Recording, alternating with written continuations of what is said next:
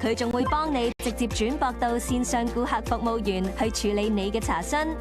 以後無需再花時間喺電話或者投注站等候，顧客服務智能助理隨時喺線上等你。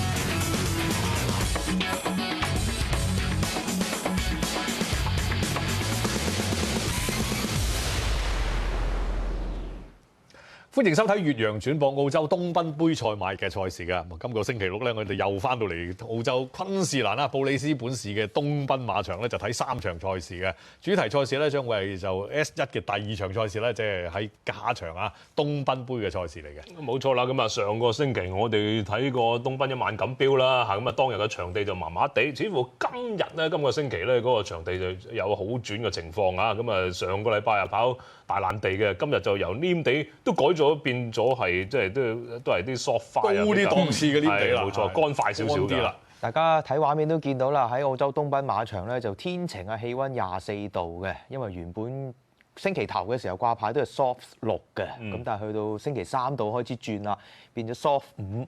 咁啊草地嘅狀況掛牌咧就係好地至到黏地嘅。因為當日其實都安排咗9場賽事啦，已經跑咗5場噶啦，今日啊，啱啱跑完第6場添，係啦。咁啊，如果睇頭先嘅即係當地嘅賽事，好似個中內欄就冇上個星期嗰啲個情況咁惡劣嘅，好似個場地就影響啊不大嘅喺中內欄嗰度啊。嗱咁啊，場地情況陣間先再講啦。我哋先睇咗呢3場賽事呢個途程先啊。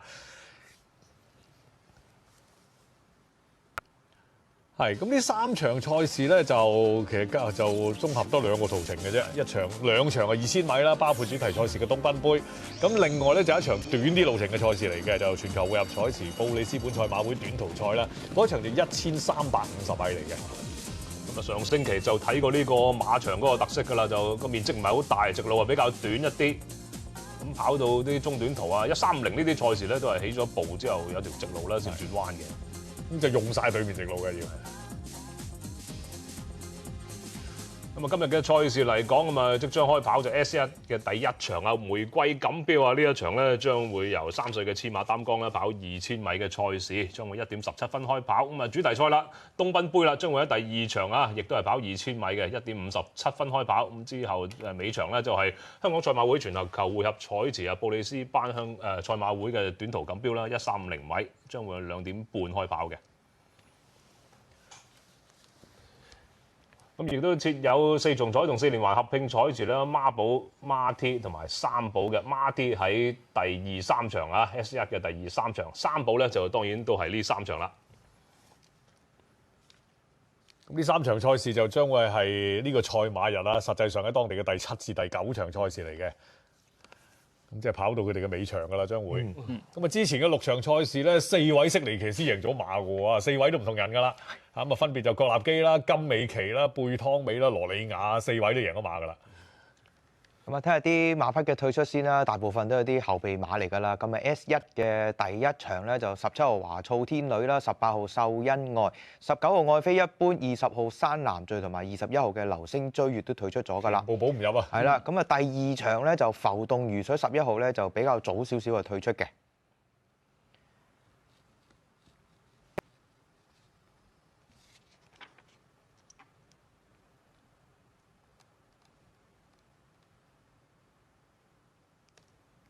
咁啊，去到 S1 嘅第3場咧，就晨早醒啊退出咗啦。咁另外18、19、20、21呢幾匹華城主場、赤浪、奧競提同埋板球名手都係後備馬就保唔入嘅。咁其實後備馬係保咗隻上去嘅17號嗰隻啊，嗰匹就叫做扭力